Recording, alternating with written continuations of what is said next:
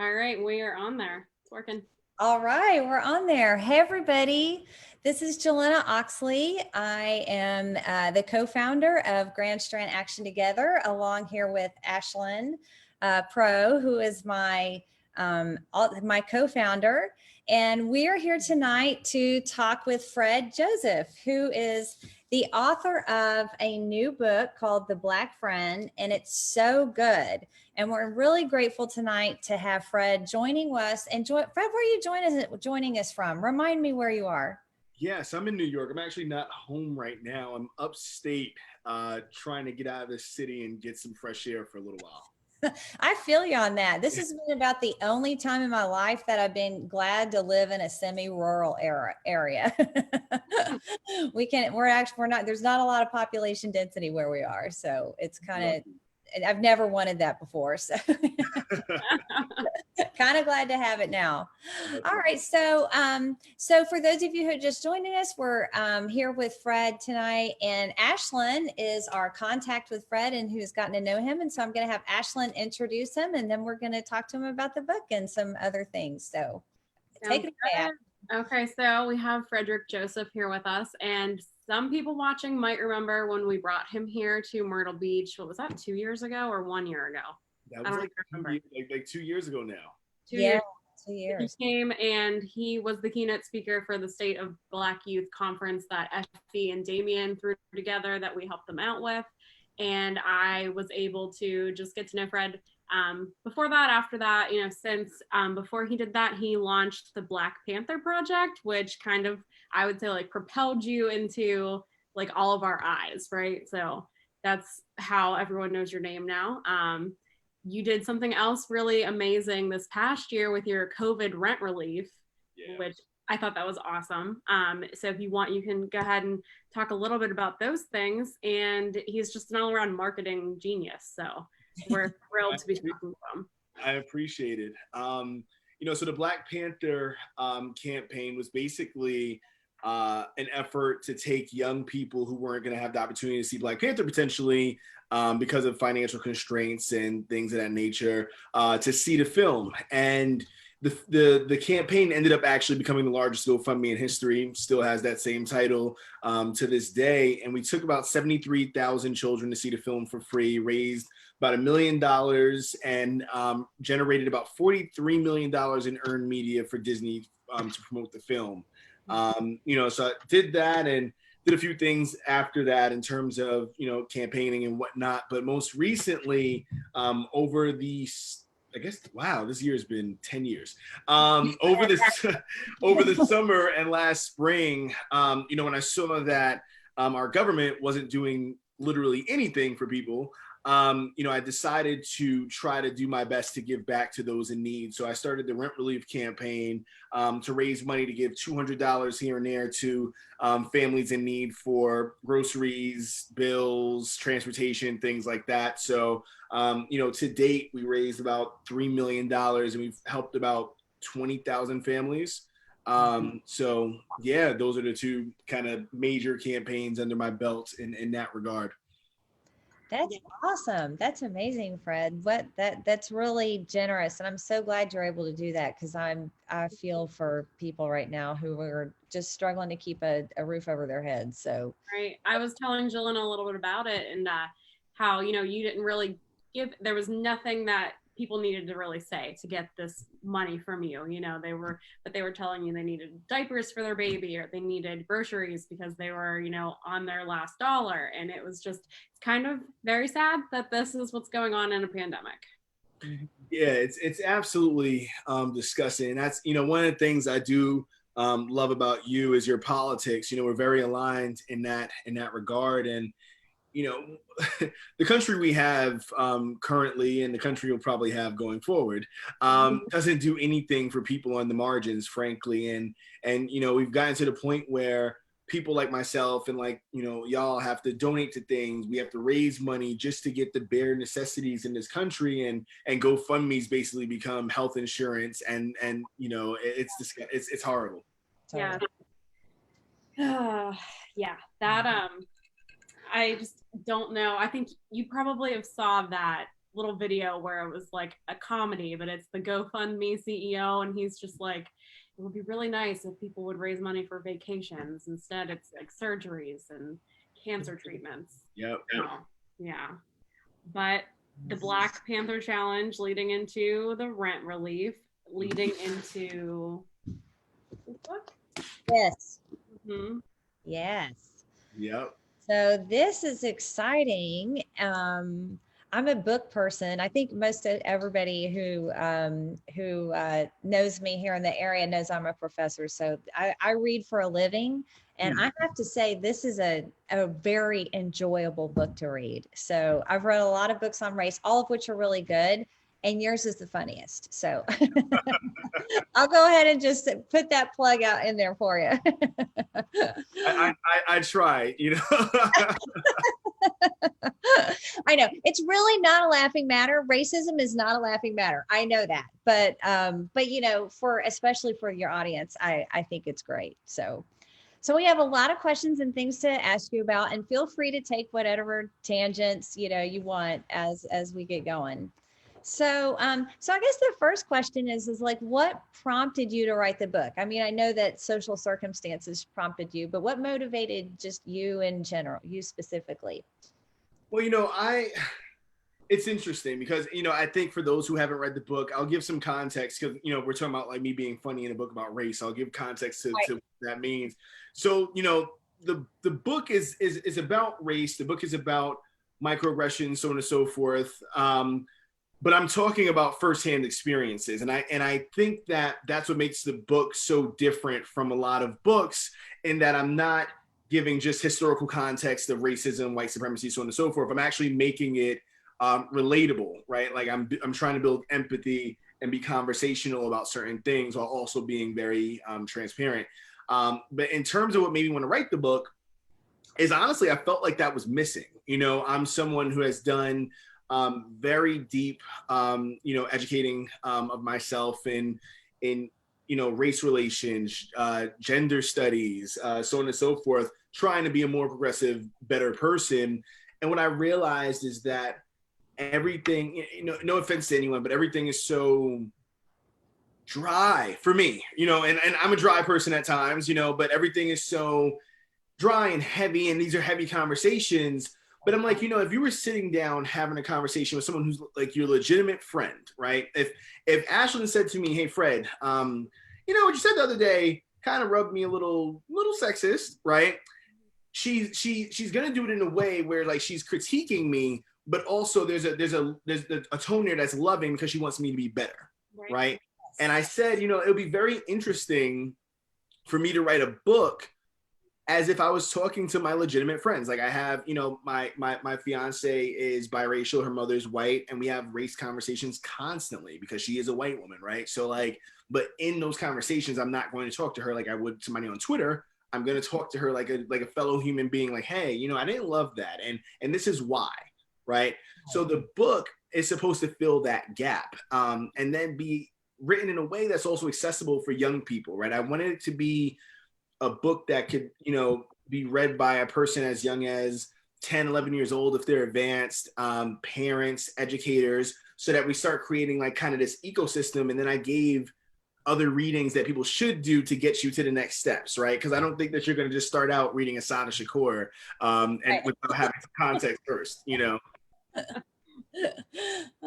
At our last Women's March, I had a quote by Asada Shakur on my cardboard that I was carrying around. I'm like, I hope nobody takes this the wrong way, but it's good stuff, but it's an acquired taste. Yeah, I mean, I think outside of being an acquired taste, it's also a taste that requires education, right? It's a process to get there. It's a process.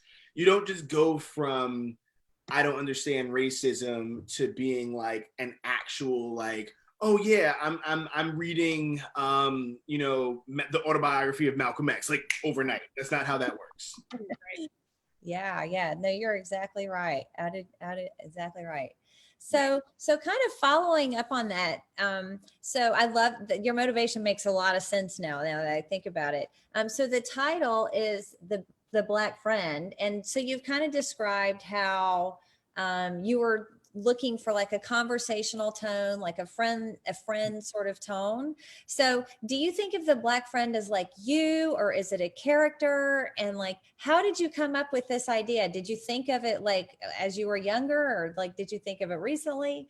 No, it's funny.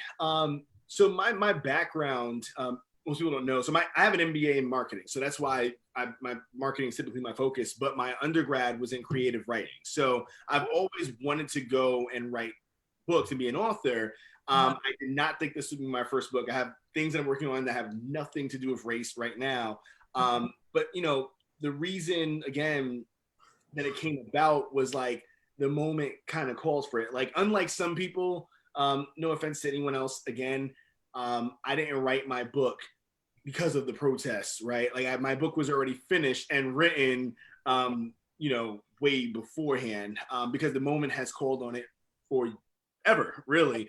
But in terms of the question about the Black friend, like specifically the title and whatnot, I don't think of the Black friend as myself on a regular basis. Like for me, the book. I gave you a piece of myself. I gave you my real firsthand experiences so that like myself nor other Black people have to be your Black friend, right? I feel like now there are enough tools that exist between my book getting you to, Octavia Butler and Toni Morrison and Ibram Kendi and all these different people without you needing anything else. Like just if you can read, you can do the work, right? But it was also, it's a play on a concept, right? Like when people do stuff that's really problematic, you look at the Herman Cains and the Ben Carsons of the world, they are Trump's Black friends, right? Like there's always the Candace Owens in the room and someone's like, oh, I can say the N-word because I have a Black friend. So I kind of turned it on its head of like, what if you do have a Black friend and your Black friend actually gets it? Like they actually get it right and they're steering you in the correct direction. Yeah. Yeah. I like that. And I think it's also because I feel, like you're saying, there's a lot of tokenism in the world. And so you don't want your Black friend to just be a token, but this is like a real friend. Like, I honestly think that like, this is like this gets truly at the friendship aspect rather than the sort of tokenism aspect, which we, do have a lot of. Mm-hmm. So, so one of the things about this book, so again, if you're just tuning in, we're interviewing Fred Joseph about his recently published book, which Fred, I don't know if you know this because you're not tooting your own horn, so I'm going to toot it for you. It's number 3 on the New York Times bestseller list for hardback young adults. So congratulations. It's funny because we have to use it as like a selling point, but I think Ashley kind of knows this about me. I'm not one who like is constantly like, oh, I accomplished this and I accomplished that, so for me, it is what it is, right? Like if the book, like I think the most important thing that I've accomplished with the book so far is like educators in Michigan, like a group of educators actually bought 200 copies for their teachers group to start reviewing it and like trying to bring it into schools. And like, that's what matters to me, not because of sales, but because we need more people actually like putting this into action, right? And like, getting it in more hands. So going off of that, you wrote the letter in there to your younger brother. And I knew you had a younger brother. Is he your only younger sibling? Yeah. He's my only sibling, actually. Okay. So do you imagine like everyone his age, and my daughter's 6 and I have the newborn twins, but Jelena has Marine's 10 or 11. She's 11. She's here somewhere. Mariny, right? You have another daughter, Parisas. Do you imagine like these kids growing up reading this book and not having the same problems that we're currently having right now? Yeah, I mean, that's the absolute goal, and for those, obviously for more context, my brother is about to be 9 years old. We have a major age gap, when you're looking at, I don't want to age myself, but more than 25 years.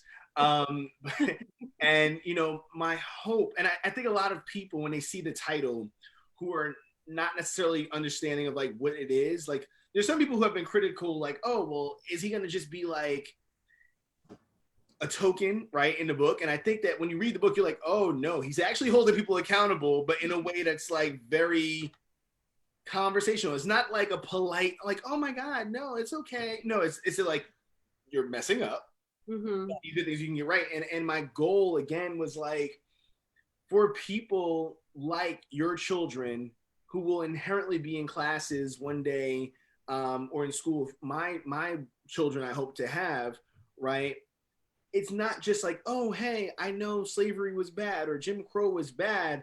It's like, no, it's also the daily manifestations of it, where it's like, why does potentially like your daughter assume that my son can't like rock and roll, right? Or like, why does your daughter pass my, or why is your son passing my kid in school and saying like, oh, he must be the new basketball player? Those are all manifestations of racism, right? And we need to start understanding that it's a much more nuanced thing than we've been teaching. Yeah, I absolutely. agree. Hey, Marini. So I'm going to invite my daughter, since we're talking about young people. This is my daughter. This is Fred, and she's 11 years old, and she is well, I don't know if advanced reader, but enough to where when I bought this book and I left it laying in the kitchen, she picked it up and she was like, hey, this is really good. So, and I was like, you're not supposed to read that, because I hadn't done my due diligence at that point. And then I was like, oh, she is supposed to be reading it. So I thought she would just tell you what she thinks about it and maybe ask a question. I really just like how it's like set up to where you have stories, but like you explain how it's like not right what they're saying, and how racism is like in that story, and how that's not, and how you should avoid that by saying something else. And I've just gotten to chapter 3, and already it's been like really, really amazing. And I love how you have these like little pause segments in gray, and it really helps, because sometimes I don't understand things, and I know you have your encyclopedia and playlist at the back, and I've looked at that several times just to understand. But overall, it's really great. It like I'm gonna continue reading it tonight. This morning I got up, like when I was supposed to be getting dressed, I started reading this book, and then I realized, oh, it's 8:00. I need to. Well, I really appreciate that. And, I wrote the book not just for young people who are, white, but people who are from all over the spectrum, Black, white, Latinx, so on and so forth, because we're all constantly learning, right? Like, even, with yourself, your generation, in my opinion, is the most brilliant generation that we've ever had in history. Like speaking to you, if I didn't know your age, because your mother was telling us your age already, I would think that you were at least 14, 15 years old, because you're so bright and just eloquent in the ways that you think. So it's an absolute pleasure to meet you. And maybe actually what we can do is, we can talk offline, your mother and I. We've been looking for some young people to do some projects with me in terms of the book, some Zooms and stuff like that, for people around the country to see and get perspective. So if that would be something that would interest you, I could talk to your mom about it. It'd be really cool. Yeah, that'd be awesome. All right, cool. So I'll talk to your mom, and we can talk more about that. But thank you so much. It really does mean a lot. And so what do you want to be when you're older? When you're an old person like me? I actually want to be a civic lawyer because of what's happened this year. Like, because all the discrimination, it's like, holy cow, like how is this even getting passed? Like, how's it legal? Yeah, like how is this legal? How is this? So I want to be able to change that for the better. So that's what my goal would be. That's amazing. I love that, because it's not only that, it's something that, it does well financially, but it's passion, right? Like, you have a passion for people, and you want to help make the world a better place. And if there's anything that I can do along those lines to help you as you're going forward, your mom, again, we'll talk more about some other things, but your mom has my contact now. So, I know a few people who have been attorneys before, a few politicians. I think Ashley knows some of them as well. But yeah, let me know if there's any way I can help. All right. Cool. Thanks, Fred. That's awesome. Thanks, Marini. I appreciate that. I think that's exciting to hear, what a child thinks about the book that, maybe not totally targeted at 11-year-olds, but young adults, late teenagers. And I mean, there's nothing that says that, a child that age can't read. Yeah, I mean, absolutely. I think that, what's interesting, we live in a moment where, we live in a clickbait, read very little moment when it comes to like social media. And some of the reception that I've been getting to the book has been primarily positive, overwhelmingly positive. But, some people have been saying like, oh, I don't want him shaming our young people. I don't want him shaming young white people. And I was like, that's so interesting, because I feel like my editor is white, and I specifically wanted to work with her because I didn't want to do that, because I don't actually think that that's going to work, right? I just, being a cisgender heterosexual man, knowing how I came to try to be an ally and accomplice of women and the LGBTQ plus community, so on and so forth, it wasn't a matter of people like, you suck. It was like, hey, let's appeal to each other's empathy. So, that criticism is interesting from people who haven't read the book yet. I think you're right. I was going to ask. You read it. Right, exactly. I was wondering if you had gotten any pushback on that. Like, I guess it's the title that maybe seems like it could be offensive, but offensive, right? I'm using that in scare quotes. Yeah. But the content and the tone and the everything that's in the book is just so open. It's just an open conversation. Yeah, I mean, I got a best new books along with the Pope today from the New York Post. So wow, and they're racist. So and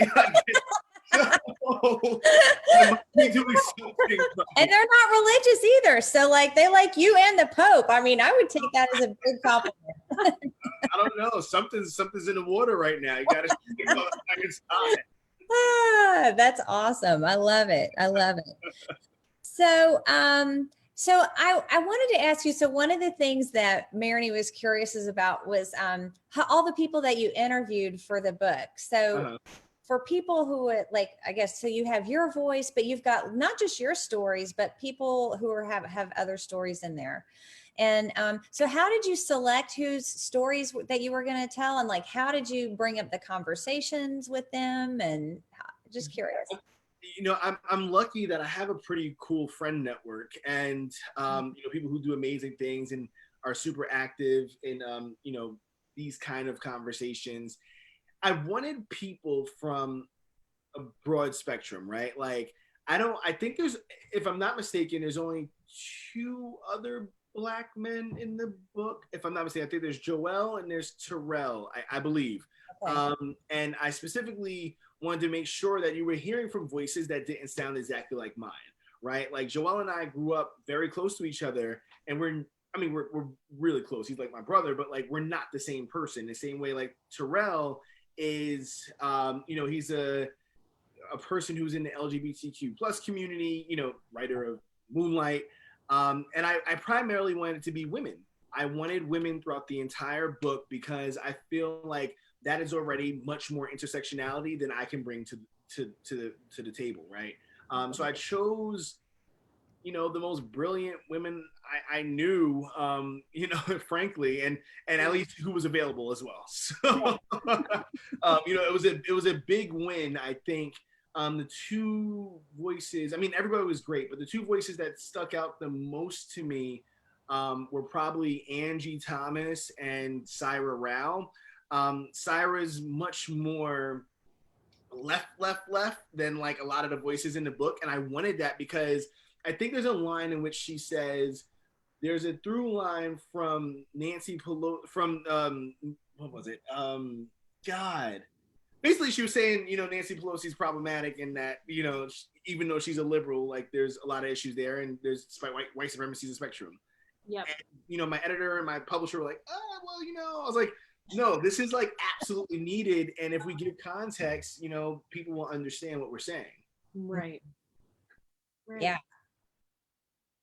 I think that was a really neat way to put it together. So like Jelena was talking to me earlier today or maybe yesterday about how it was like your past voice, so like you as a teenager, as a young adult, and then your present voice, and then also the people you were chatting with. Yeah. I think that added a lot to it.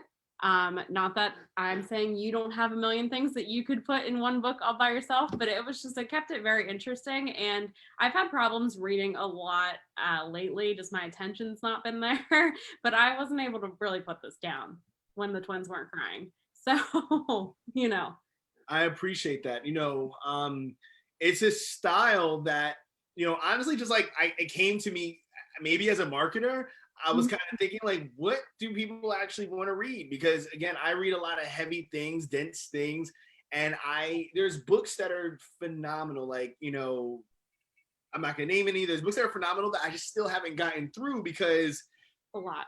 it's a lot. And these are very, again, heavy subjects. So I think the way that we went about it was good. And if I have one more, like, this is not the book I'm working on right now, but I probably have one more book in me about something that we can talk about offline that's kind of using this stylization. I'll get your opinion, both your opinions on it later. But yeah, so I like the style as well. Yeah, it's a good way to mix it in with these heavier topics. And I think that's probably part of the problem with my attention span is I'm only trying to read these heavier topics.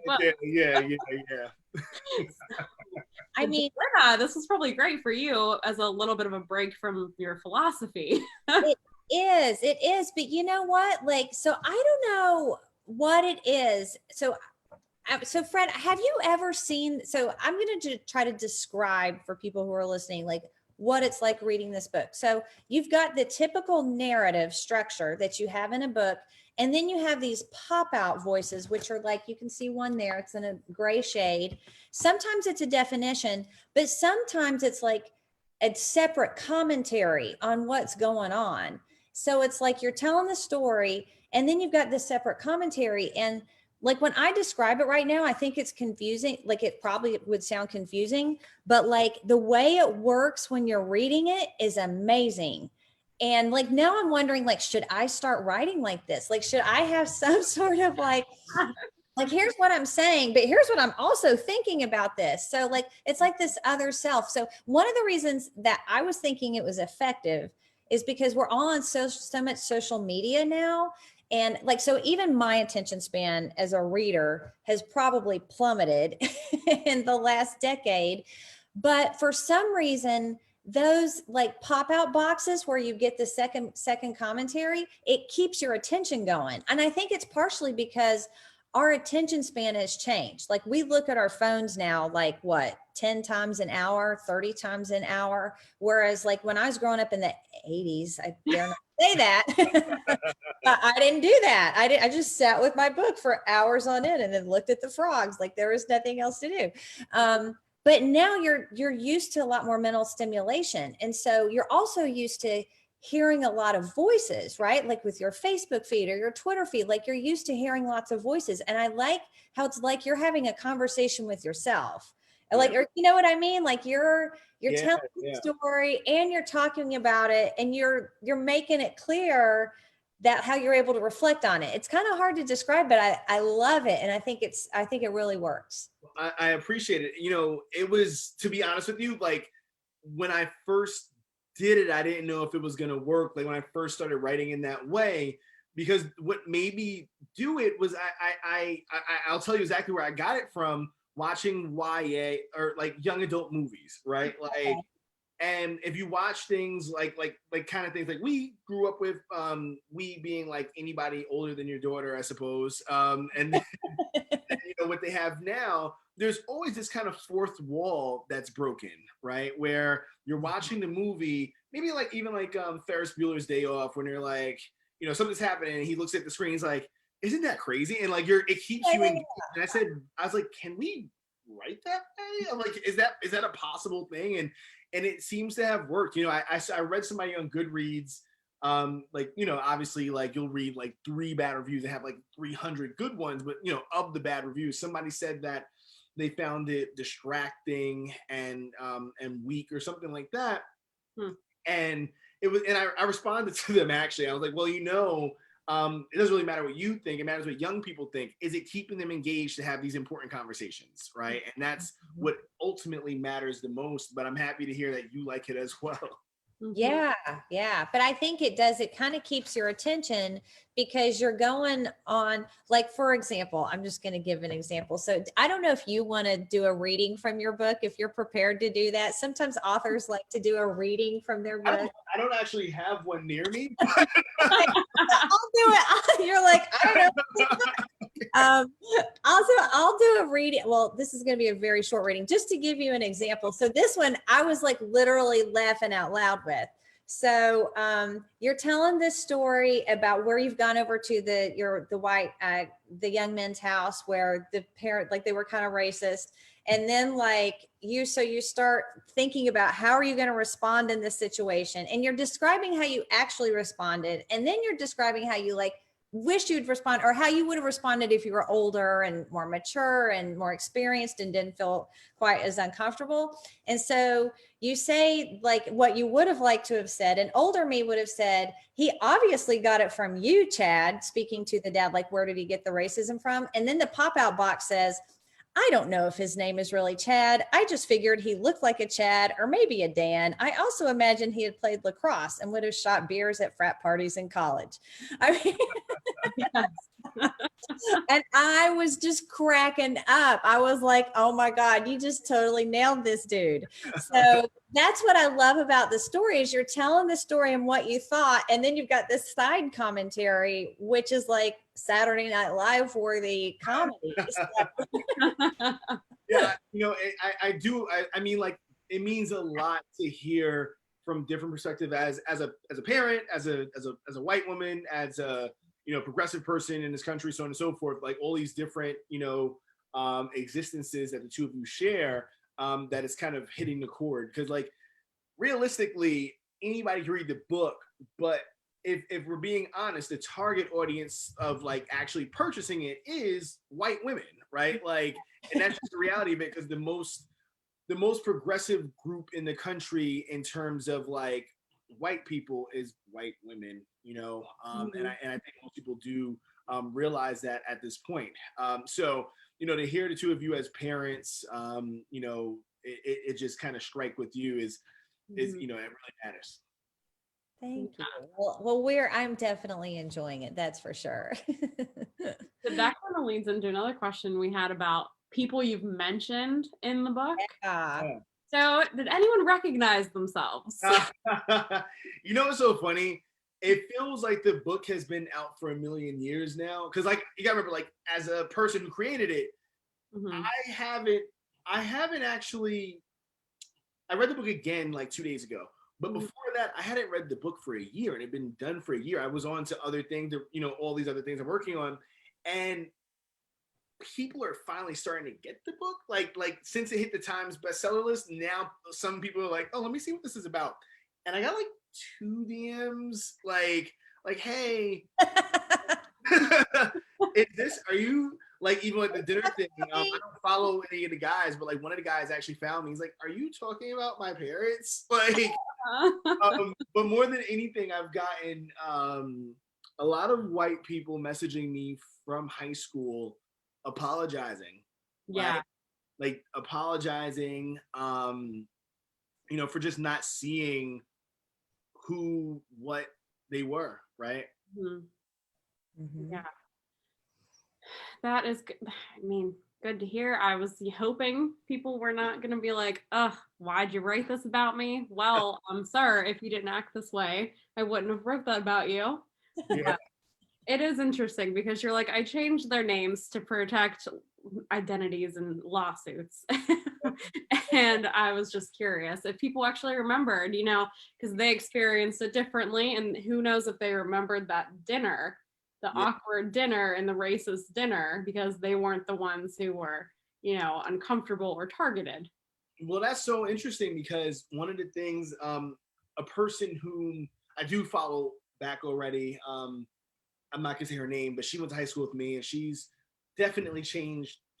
Complete 180. She's a white woman, changed completely.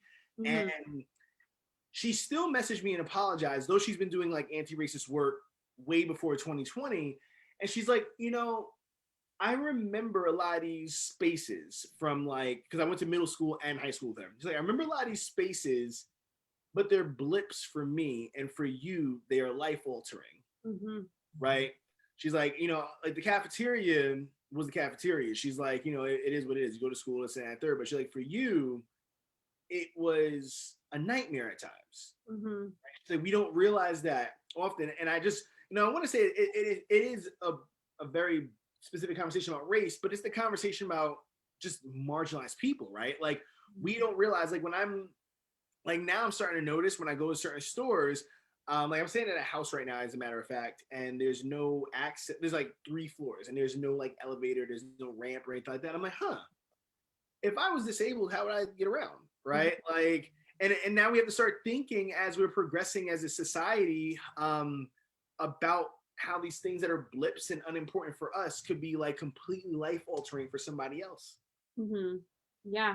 That's definitely a good point. I think that's kind of, I don't often see many upsides of the pandemic because it's upended my life so much and all of our lives. And I'm actually fine, right?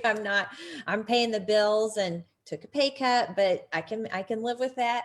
But,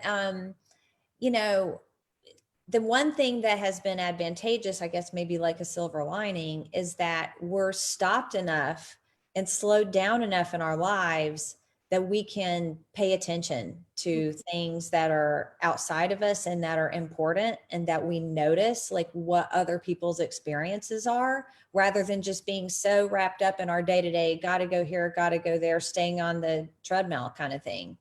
So yeah, I think that a lot too. And so, but at the same time, the pandemic has just exposed all the sort of, fissures in our democracy, which are, opportunities for exploitation. So we'll have to try to keep it, holding it together. Yeah. And I mean, it's interesting because, for people like Ashlyn, who's done work on, campaigns of progressive candidates and things like that, myself, who's done work on campaigns for progressive candidates, so on and so forth. I think 2020 for a lot of us is like, welcome to the party, right? Like it's like it's like, okay, finally, right? Like as people are like, oh my God, like we're in a pandemic and the government has given us $100 a month essentially, for people who are worse off, and we're like, we've been telling you about capitalism for years, like, so yeah, thanks for joining us. yeah. Welcome to the gang. So yeah. Well, the more the merrier, right? I mean, better late than never. I have lots of little, truisms or sayings. No, that's 100%. I think unlike most people, I'm not necessarily a purist when it comes to liberation. I think that we all have to start somewhere and we have to get there. That's the important part, is getting there. And there's only one group of people who I don't want to liberate anything with, right? Then it's just one group of people, and that's it. Everyone else, come on. Yeah, absolutely. There was something else I was going to ask, and now I can't think of it. It was a question that had to do with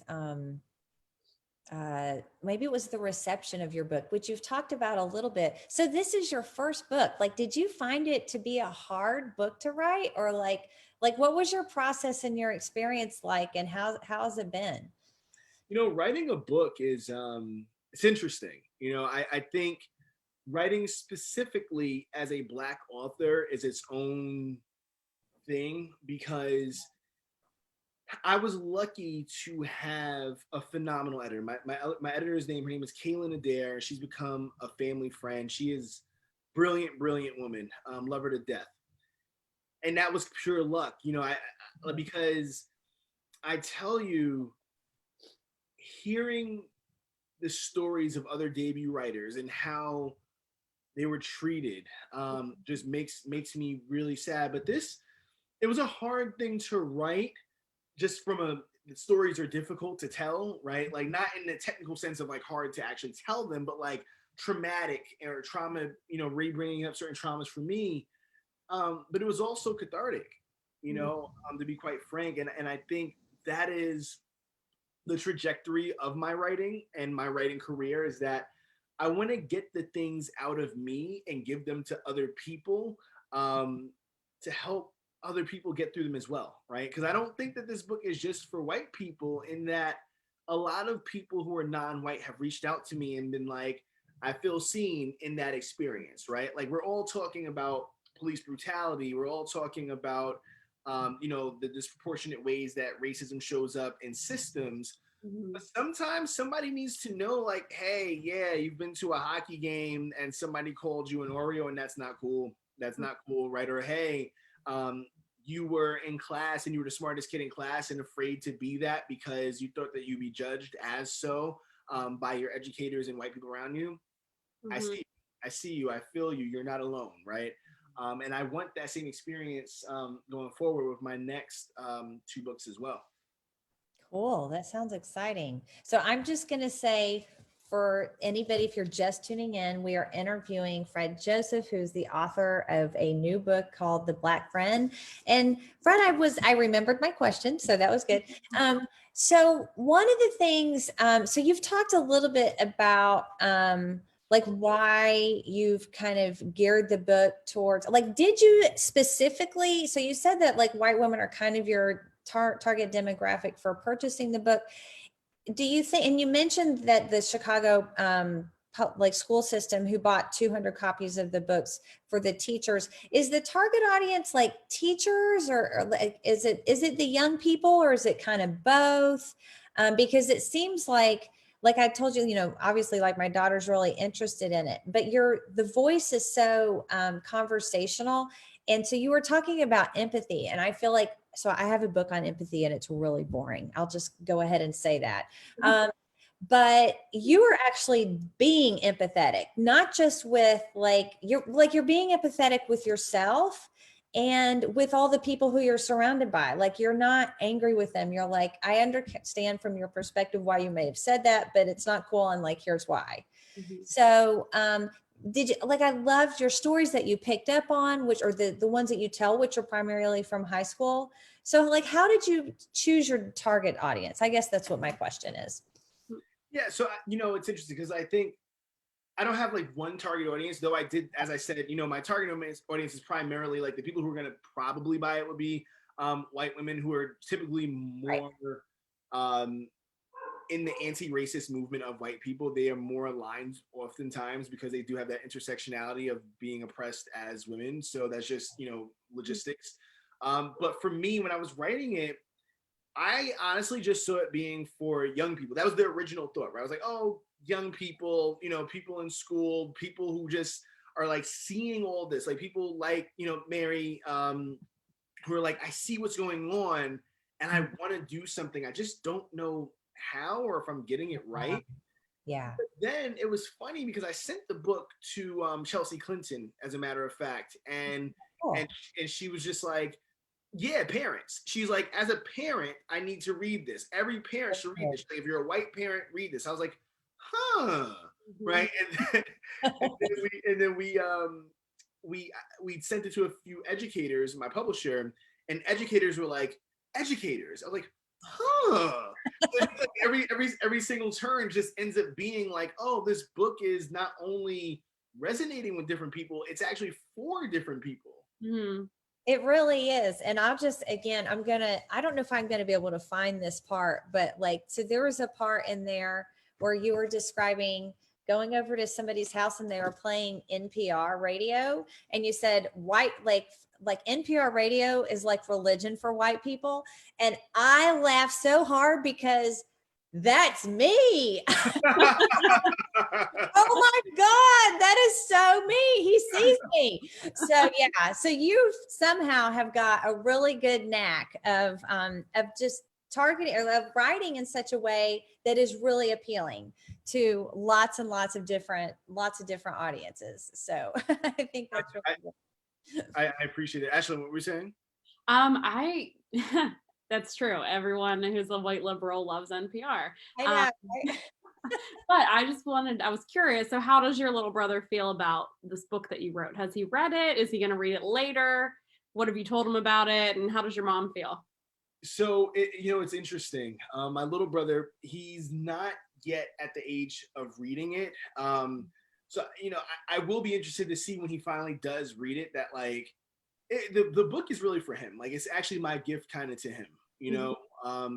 To help him not have to deal with some of the things I've dealt with, and he has seen something that's like because the book has been, you know, it's been in like stores, which is like like seeing that. I was actually at Walmart earlier. I was like, oh shit. So he's been in not like strategically or anything like that. He's been to about 4 different stores with my mother or his father at different points. Like today, they were in Target, and there's like actually like an ad that Target took out of me. It's like a video ad inside Target in the book section. It's just like me saying like, "Hey, my name is Frederick, blah blah blah," and he's just like, he's like, "That's my brother." Like, so that's kind of wild, but yeah, so that's wild. I think for him, this is like the biggest thing, but he, rest in peace, Chadwick. I think for him, like his brother knowing the Black Panther was like his deal. There was nothing that was the pinnacle of that's the best you can do. Yeah, like a book is like, oh yeah, that's great, that's my brother, but like the best you will ever do is knowing Black Panther. So, yeah. That's cute. That's really cute. Yeah. Oh, and in terms of my mom, my mom is one of my biggest, fans as a human being, obviously. Well, not so obviously. I'm lucky to have a good mom. But, she's also the person who kind of like drives me. She's like, okay, so like, this is great, New York Times, what you writing now? Like, and I need that oftentimes because she's the person who keeps me very true to like my ambition. So she's excited, she loves it, but she's pushing me. She's like, while you're here and this opportunity's presented itself to continue writing, to continue telling these stories, and change lives, do that. So she's focused as I am. That's awesome. That's great. So since we're on your future, what I mean, and I know you may not want to say too much publicly about your details for your next projects, but what do you have planned in the works for the 2021 at least? Yeah, I think 2021 is going to be a really cool year. My fiance and I are actually working on a book together, which will be my 3rd book, hopefully, and it's similar to The Black Friend, except not about racism. And by that, I mean, it's much more of a progressive guide to the world, looking at things like anti-racism, gun control, climate justice. We feel like there's an opportunity that's been opened by becoming a trusted voice for parents, becoming a trusted voice for people. And we're like, oh, well, there's a lot of things happening and we need to like actually save the planet. And it doesn't look like many of our politicians are going to do so. So if we can get to young people and talk to them about it, then let's do that. But before that, my 2nd book that I'm working on right now, I can't like give too many details, but it's actually about toxic masculinity, and how we're gonna like how we can navigate and destroy the patriarchy. So that's so that's adult though. So that's it's still me, it's still my voice, but it's much more getting into the weeds of, okay, you were molested, and now you're a womanizer. Let's talk about it. Right? Like, let's identify what's going on. You know what I'm saying? Okay, so like we all grew up in a culture of homophobia because that's a condition of our society. Let's talk about that, and transphobia. So I'm really trying to dig into those things. Awesome. Yeah. That'd be great. That sounds awesome. I think that to the way that you were just describing it, I think that your conversational tone is going to be a real asset in that. I mean, first of all, I'm always into, one of my favorite things is when men come on board with feminism and they are ready to like lead the charge. I'm like, please, like, let's have more, more discussion on this. So I'm sure you're familiar with Michael Kimmel, who's one of my favorite authors on the topic of toxic masculinity. And he's a researcher, right? But what I love about your work and why I think it's going to be so effective is when you talk to people one-on-one. And he does that kind of thing in workshops and stuff. But like, I think there's, like you're saying, there's lots of room for more work being done just by people who can take the knowledge part, right, the academic part, and translate it in a way that like speaks to your everyday person. Mm-hmm. So I'm going to be excited about that book too. So. I appreciate it. I mean, I think that's the goal. For me, I kind of have, and I use my Twitter, I think, in the same way. I just kind of use my platforms in the same way where people know me. Like, it's not that people like feel like they know me. People actually do know me. I'm not one like to like, people know a lot of people know what my brother looks like. They know who my fiance is. They know the kind of things I'm into, because I feel as though it's an olive branch to have real conversations, right? Mm-hmm. While I am someone who is academically sound in all the things that I'm saying, right? The wind. I was just like, oh, okay. Get out to the country. It's very different. All this nature and stuff. Yeah. I am someone who's very academically sound in all the things I'm saying. I've read all the books, done all the things, whatever. But I feel as though, like, even with the book that I'm writing now, if I tell somebody, for instance, like, hey, I'm imperfect, right? Like, and inherently, because I'm conditioned in it, there are many things that I've assumed and said and done that you are still probably doing yourself, right? I try my best, for instance, and this is not something that, I mean, it might make it in the book, just having this conversation, but it's like even like a conversation about talking over people, right?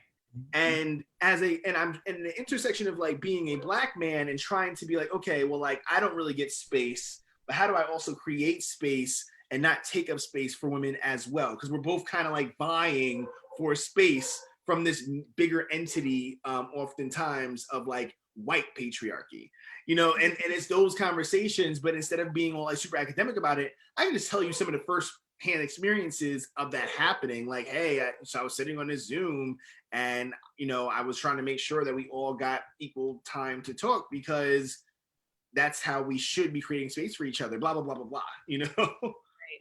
Exactly. Absolutely. That's going to be a great book. I'm really excited. And have I told you today that I'm proud of you? I really do appreciate it. And, it means the world to me. It really does. Like there's a lot of people who have supported me and befriended me, for years now. And it's not lost on me. It really isn't. And just watching the work that, people like yourself have done, man. Anyway, that's we'll have that conversation. But I'm very proud. All that to say, I'm very proud of you too. And we fight the good fight, and we have to keep on going. Like we didn't get the things that we wanted, in this world yet. But we fight the good fight. Yeah, absolutely.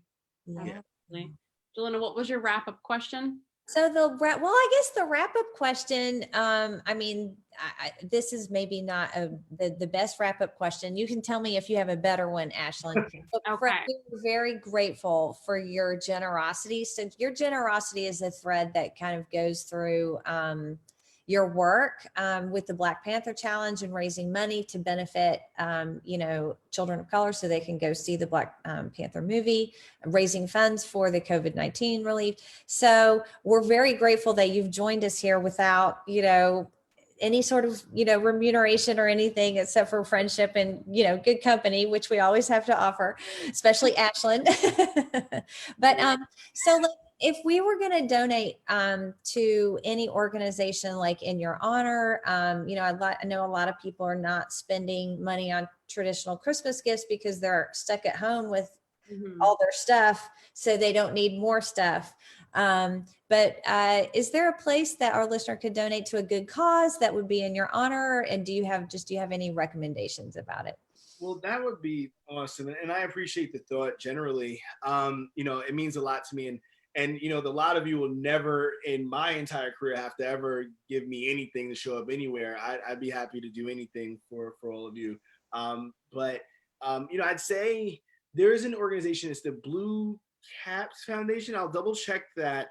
But I donated to them in honor of Chadwick. They provide colon cancer screenings, for people of color, specifically Black people more times than not, because it's something that is absolutely destroying our community. And again, I said it before, rest in peace, Chadwick, but anybody who's watching this, listening to this, learn more about that man. He became a good friend and someone who supported my work, and I supported his, obviously. Good person, just really good person that we lost. A native South Carolinian. Yes, indeed. Yes. Yes, indeed. Yeah, from Anderson. So yeah, he was truly an amazing actor and human being. Yeah.